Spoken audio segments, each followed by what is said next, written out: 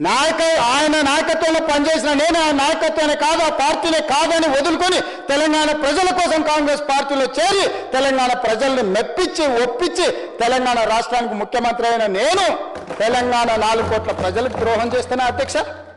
ఆనాడు వారి నాయకత్వంలో ఉన్నప్పుడు తెలంగాణ బిల్లు వస్తే ఇదే బట్టి విక్రమార్క గారు ఆ కుర్చీలో కూర్చున్నప్పుడు 54 నిమిషాలు చంద్రబాబు నాయుడు గారు అక్కడ కూర్చుంటా 3వ బెంచ్లో నించున్న నేను తెలంగాణ కోసం ఏం మాట్లాడినో సజీవ సాక్షి ఈ చట్టసభలలో రికార్డులను ఒకసారి తిరిగేయండి అధ్యక్ష.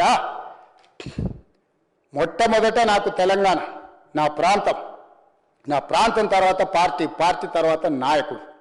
నా ప్రాంతం కోసం నేను ఎదిగిన పార్టీని ఏ నాయకత్వం కింద పనిచేసినా వదులుకొని ఈరోజు తెలంగాణలో మళ్ళీ కింది నుంచి ఇక్కడికి వచ్చిన అధ్యక్ష.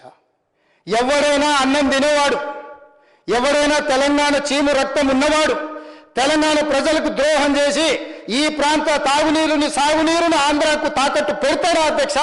నాలాకటి వాడు పెడతాడా అధ్యక్ష? 20 ఏళ్ళ నుంచి మీరు అందరూ నన్ను చూస్తారు, మీరైతే 30 ఏళ్ళ నుంచి చూసిండ్రు.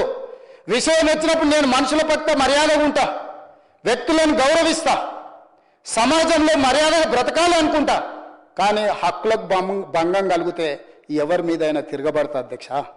ఈరోజు తెలంగాణ నీటి హక్కుల కోసం నిలబడి కొట్లాడి వ్యూహాత్మకంగా ఎత్తుగడలతో తెలంగాణకు నీళ్లు సాధించాలి, ప్రాజెక్టులు పూర్తి చేయాలి, ఈ తెలంగాణ సస్యశ్యామలం చేయాలి. పాలమూరు బిడ్డ నల్లబల్ల అడవుల నుంచి వచ్చి ఆ ప్రాంతానికి రేపు చచ్చిన రోజు ఆ మట్టిలో కలిసే రోజు ఏమి సమాధానం చెప్పాలన్న ఆలోచనతోటి ఈరోజు పాలమూరు రంగారెడ్డి ఎత్తిపోతల ప్రాజెక్టును పూర్తి చేయడానికి నేను కంకణం కట్టుకొని బయలుదేరితే తాడు బొంగరం లేని ప్రతి వాడు ఈరోజు ఏదో ఒకటి మాట్లాడతాడు.